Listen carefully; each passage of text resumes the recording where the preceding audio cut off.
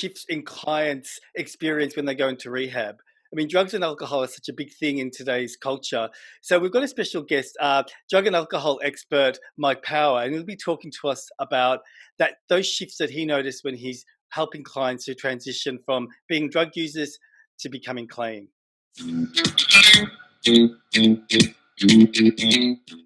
Hi, welcome to the Secret Men's Business Podcast. This is Joey Buzzatall, and in today's show we have our special guest, Mike Power. Hi, Mike. How are you? Hi, Joe. How's it going? I'm really well, thank you. How are you? I'm good. I'm cold in Melbourne. Like, I'm talking cold, and you're just complaining of having a heat wave. Yep, it's really hot in London. It's going to be 36 degrees today. So is 36 degrees like really hot for London?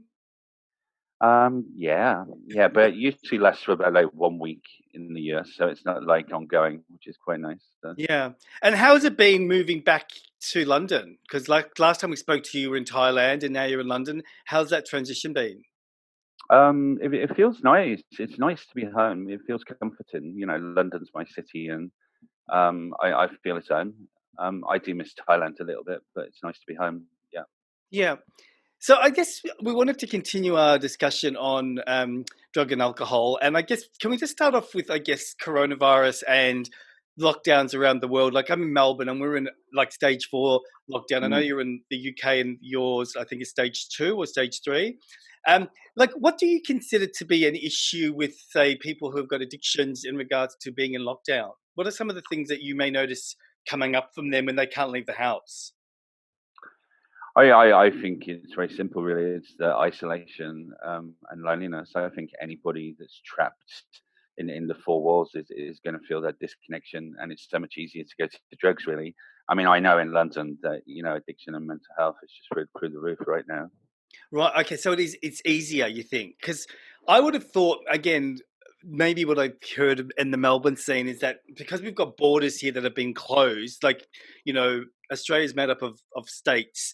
And so because the borders have been closed, the drugs haven't been coming in to, say, Melbourne. And so the quality's gone down.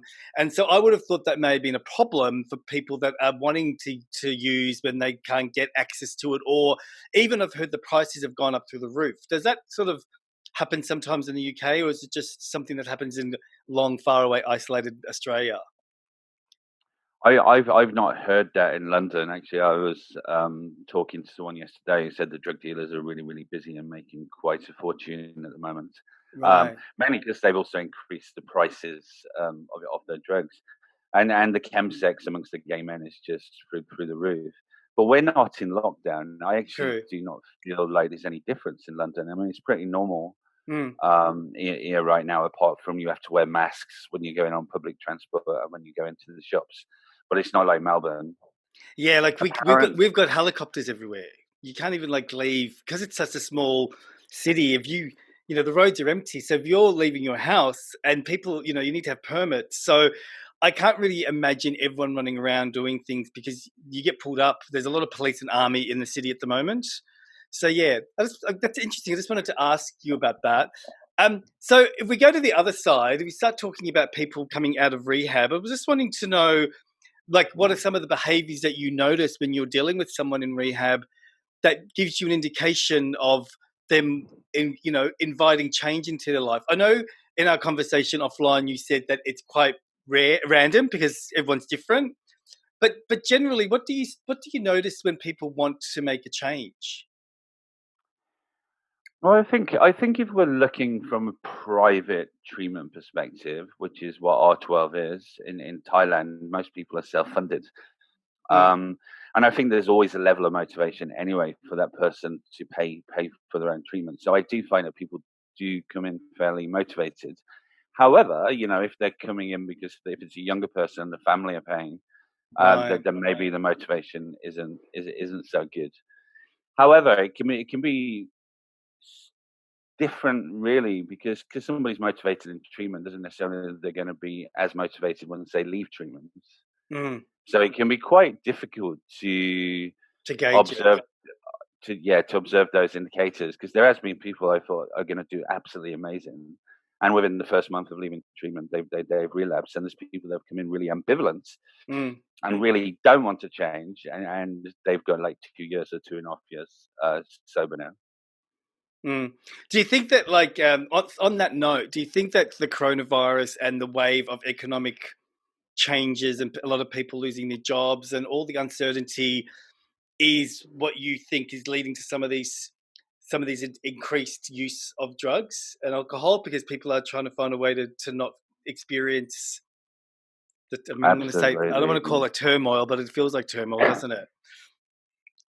I mean, absolutely, 100%. You know, when I do the aftercare program for the R12, which we do twice a week, you know, there's a lot of them that are still doing amazing, and I think that's partly because they still have that sense of community. They're supporting each other, so they've actually even set up their own aftercare. So I do 2 aftercare groups, and they actually do 4 aftercare groups of their own, where they're really supporting each other. And there's people up to 3 years clean there, and R12 has only been going for 3 years. So. Wow. And are you doing that now at the moment online? I do. I do it. I do it from London, and they actually do peer-led aftercare for themselves. And from what I get from them, you know, listening to them talk, is actually, you know, even though the 12-step fellowship is really beneficial for them, they all do the 12-step program, either Narcotics Anonymous, Alcoholics Anonymous, or Crystal Meth Anonymous. They say that their own peer-led support is far more powerful, because they feel such a deeper level of connection with the peers in the group, and often a lot of them have not even met each other. They weren't in treatment together, but there's just something powerful about just being part of the R12 community. You know, do you think that the whole lockdown online thing has actually made it easier for people to attend those sort of, like, you know, those meetings versus, you know, people wanting to not go because they're nervous about if they might see someone, or it's the whole physical thing? How's that been for, I guess, facilities and getting people to go to more meetings? I think it has been helpful, because you have the variety of meetings as well. So you can choose where you're going to do the meeting. You can do anywhere in the world, can't you? Yeah, you can do a meeting in Sydney and Melbourne. You can do it in New York City and Los Angeles, and that's quite exciting. And especially with meetings like Crystal Meth Anonymous, where they tend to be quite small. In London, if you do a CMA in Los Angeles, you'll get 200, 300 people in there, and you'll get people with like 20, 30 years of sobriety, and that identification can be really helpful. I think the downside of doing it online is that you don't get the fellowship after. I think an important part of doing meetings is going out and socializing and doing nice things, going for dinner or having coffee together, and not necessarily talking about recovery, just having a fun time, really. Yeah, I've noticed that even in the secret men's business, like we do men's circles, and I mean the men's circles are quite connected, but it's true, isn't it? It's sort of like we're forgetting how to connect face to face because we're getting so used to this online presence. Do you think that moving forward, I know in mental health in my work, we've been talking about this about moving forward, and will online take over a bigger role? Do you think that online will continue to have a bigger role moving forward, even after coronavirus? I think for mental health, yes, because I think a lot of people that struggle with mental health actually just really struggle to get outside anyway. Yeah. Especially if they have really severe anxiety, or if they've got chronic depression. Having that online support can actually be life-saving for them. For addiction, not so much, because it is about connection. I think for a person who is addicted, they do need to be connecting and getting into a community. So I don't think, for instance, doing online rehab would work for addiction. I think a person does need to be inpatient, and it needs to be in a community to get that level of connection. Right. One thing that I've noticed just in my practice, and I'm wondering how it transfers across into drugs and alcohol, is I'm dealing with a lot of younger people, and they sort of feel like there is been a wall put up in regards to progress for them to move forward, like, you know, job possibilities, you know, uncertainty, the universities, HSC, all those sort of things that they were looking forward to, even like having a gap year, for example. How do you I mean, I find it hard to navigate that when someone sort of doesn't feel like there's any hope. You know, and I know that what the why is a very important thing. The why do I want to change? Why do I want to stop? So, what advice can you give for a practitioner or even someone going through it when they sort of feel as if it's hopeless? You know what I mean? Like that hopeless feeling, and Yeah. there's no. Well, I personally don't. I don't even know what to tell young people about what's going to happen to them because I don't know. It can be a struggle, and it can be a journey from going from feeling hopeless to hopeful, right? Yeah, And yeah. often the way I'd work with that, because I struggle as well to say, how can we make this better for you? However, I will usually use a metaphor of, if you could visualize a little ball of light, what would that ball of light be? Mm, What is your dream? What is your hope? What would you like for your life moving forward? And then the metaphor would be, then you just need to throw that out, that little ball of light. And then what do you need to do to walk towards that? What are the steps that you now need to take? And remembering that this is a journey, and as you walk towards that light is going to get bigger. mm. So Okay. breaking it down and Slowing it breaking it down, even down, slowing it down a bit, isn't it? Like that urgency to yeah. get there. I mean, what about, do you ever use can we use the example that things always normalize eventually? Do you know what I mean? Like what we're going through right now isn't going to be here forever. It's in some way, there's going to be a shift in the virus and there's going to be a shift in the economy. I know could be, God, I don't know, 2 years or whatever. But, would you use that, or are you more focused on the moment, the now? I think that here and now is really important, and especially I think through in these times as well. It is a case of kind of stripping it all down and keeping everything in the day, really. And how can I make today a good day? Mm, And I'll worry about tomorrow when it comes, really. Because often, in the press, they're calling it the new normal, aren't they? I don't necessarily think it is going to be the new normal. But I was talking to somebody the other day who was saying at the beginning of lockdown, the change was so challenging and so depressive. However, that has become a normality for them, and the fear of going back to how it was is now quite difficult for that person, mm, because they've actually got used to this isolation, and mm, then the fear of getting back to normality, having to get up at mm, 8 o'clock in the morning, get mm. dressed, go to work, go on the Traffic. tube, do a full day's work. So I think people can adapt very quickly to change. Yeah. Um, so I think a lot of people are actually going to struggle with getting back to normal, because they've kind of almost adapted to the new world and the isolation and working from home. Yeah, I mean, especially for us, you know, I've, I've specifically noticed a big shift from the first lockdown to this lockdown. Like the first lockdown seemed very sort of, it seemed sort of novel, like a novelty. Everyone coming up with ideas and all that. And now the second lockdown, I'm noticing people are a bit more quiet, a bit more subdued, a bit more, I guess, panicked. Um, so how do any advice that you would give, say, someone that's been clean for a long time, that is in this experience or this moment, about not turning to substances to feel a sense of control? Like, do you have any specific? I know it's a big question. Do you have any specific, like, what could they do? Is it better for them to reach out to go to a group, or is it good to see a therapist? What's your suggestion with someone, especially if someone's living on their own, like you were saying? It's a long time to be on your own, like not seeing anyone. Yeah, yeah.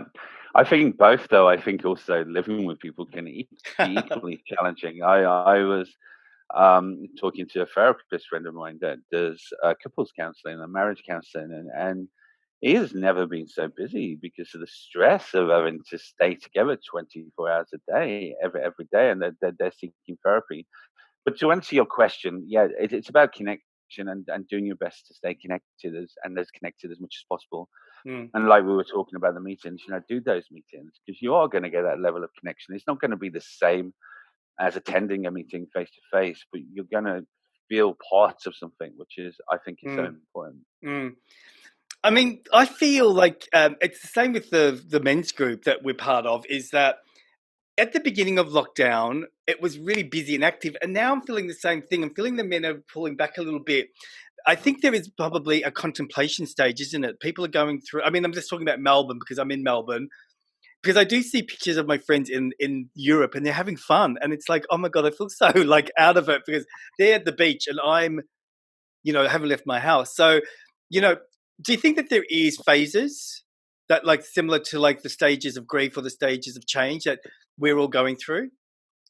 Absolutely, and I think you hit the nail on the head. Really, that the second stage of lockdown feels very different to the first stage of lockdown because there has been that preparation stage. And if we look like through the stages of change, there is like pre-contemplation, the contemplation, and preparation. Then we start to take action, and then we start to maintain that change. So yes, 100%. I think people are not so much in the denial parts of change anymore. This has been with us for several months now. Mm. And we're in more of an action. How can I make this work for me? Yeah.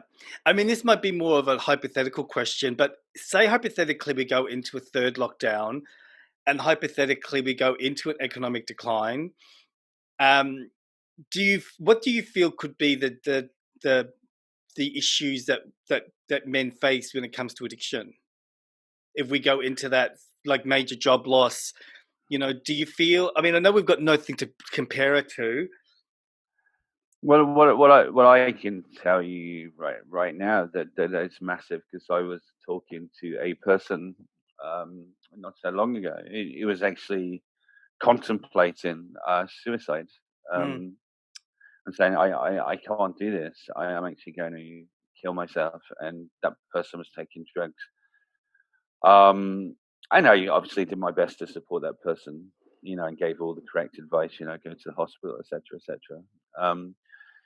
However, they didn't, which was a nice relief, right? Because we don't want anybody to lose their life. And the saving grace for this person that stopped them from ending their life was the fact that they got a job interview. right. Okay. So they had some So sort I of think that speaks volumes, doesn't it? yeah, because you just made me realize that if men are contemplating suicide and they want help, and you're in a lockdown, it's impossible to sometimes get that help because we're all in lockdown and we can't leave. So it is sort of. Do you think that the governments? I know, we can only speak from our own places, but do you think there's enough support you know, that's being pushed into the community when it comes to these topics? Well, I'm doing some mental health work right now online for a LGBT charity that has been given funding in London. So the support is free. Right. And that person, whoever I'm supporting, will get 6 sessions over 6 weeks. So I know in London that there is support there. And it's not expensive either. You don't have to pay for that support, and that can be a lifesaver for a lot of people, and it's specifically for mental health as opposed to addiction. Yeah. I mean, it's the same. We don't have specific. Oh, we do actually. We do. We have the same sort of thing here. I think it's just about getting the word out, isn't it? And also breaking down the stigma of men actually going out there and actually just asking. When on the Secret Men's Business page, when I ask people how you're going, I get no answers. Sometimes I'm thinking, okay, well they're obviously not wanting to share, and then you might post something else, and there's lots and Yeah. lots of comments. So it's interesting. We're still in that period where we sort of took a step forward, and then we've gone back a little bit, and it's those little baby steps, I guess, that get us there. I think sometimes with men, it's just a case of often they don't know how they're feeling. Really, they could be severely depressed, and they just don't know how they're feeling. And if you say to them, "How are you feeling?" and they're not going to answer because they actually don't know how they're feeling. Yeah. I think it comes out more in their behaviors as opposed to their feelings. So they'll start sleeping in. They'll be isolating, either overeating or undereating. They don't want to exercise. They're procrastinating. Maybe they want to go and do the secret men's business, but they don't. But they still don't know how they're feeling. But it manifests in the behaviors. So if they spoke Mm. to somebody like me or you, we could probably get a clear indicator that maybe that they're a little bit depressed and that maybe they need to go and talk to somebody. But for that person, they don't. They can't identify that feeling, and that's very, very common. Do you have any that's a good point. Is there any common things that we could do to do it more away from therapy? Is there any common activities or ways, like for example, in rural Australia, there's an incentive that's called "Are You Bogged, Mate?" Right, and what they do is they compare a man's mental health to a tractor, and when a tractor gets bogged, right, it's, what do you do? And they talk about, okay, so when your tractor gets bogged in the mud, what do you do? Well, I call a mate, I do this, I do that. And I thought that was so clever. Like the woman that Really created clever. it, isn't it? She just used Yeah, I this love analogy. that. I love that. Is there any other things that you can suggest that we could do to get them to be more about behavior and then focus on feelings? Or do we just need to be patient? No, I think behavioral activation has a really good evidence base for it too. So it is about working on the behaviors as opposed to the feelings, and just really setting very small goals like you would with depression. It's like, what goals do you need to do today? And that can be as simple as, okay, I'm going to get out to bed at 8 o'clock. I'm going to get in the shower at 9 o'clock.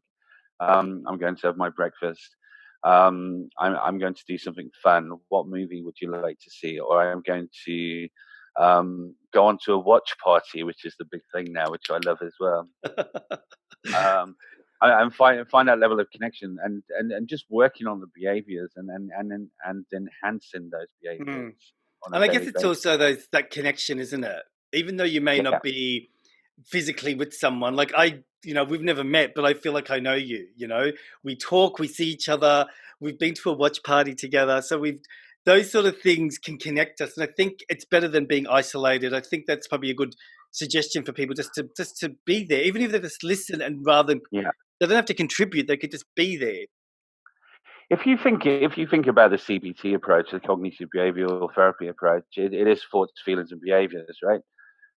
You can actually turn that around, and it can be behaviors, thoughts, and feelings. So your behaviors definitely affect how you think and how you feel.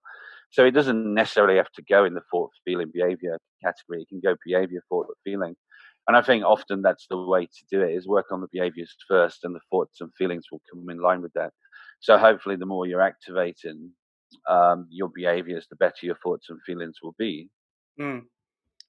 Mike, thank you so much. I could talk to you for days and hours, but I know that you probably want to go and enjoy that 36-degree. You look a bit sunburnt, actually. Have you been out in the sun already? Well, it's kind of London, so it's a big urban city. I mean, there is parks, but we can go to the gym here. So I'm going to go to the gym today, and they have aircon. I'm going to have a good workout. Good. So, Mike Powers, thank you again. We'll look forward to hearing from you very, very soon. So have a great day, and thank you for your advice today. Thanks, Joe.